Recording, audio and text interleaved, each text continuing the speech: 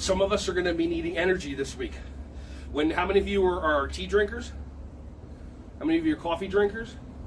Just plain drinkers? Okay, awesome. So today what we're going to do is I'm going to show you how to do something called fire breathing, because really, in reality, when you drink a cup of coffee, it actually takes 10-15 minutes for the caffeine to hit your system so you to feel that. But when we take that initial sip, psychologically we give ourselves that dopamine, oxytocin rush like that. So what we're going to do is I'm going to teach you to do fire breathing so that when you need a burst of energy, or you have some kids that are super high energy, but let's say you can't go outside or it's not your outside time yet, you can have them do this fire breathing to burn off excess energy and to invigorate yourself.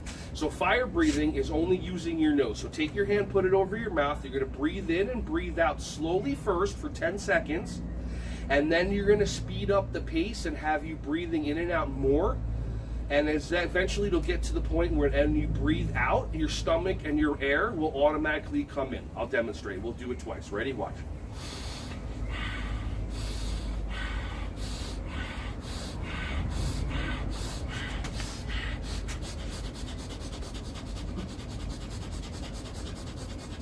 And then take a deep breath in.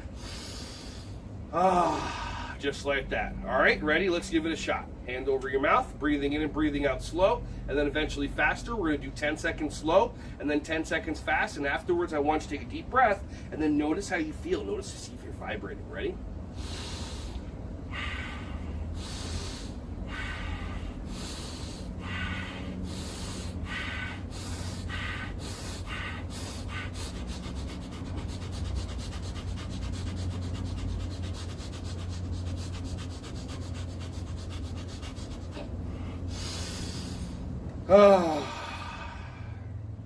How many of you feel vibrating?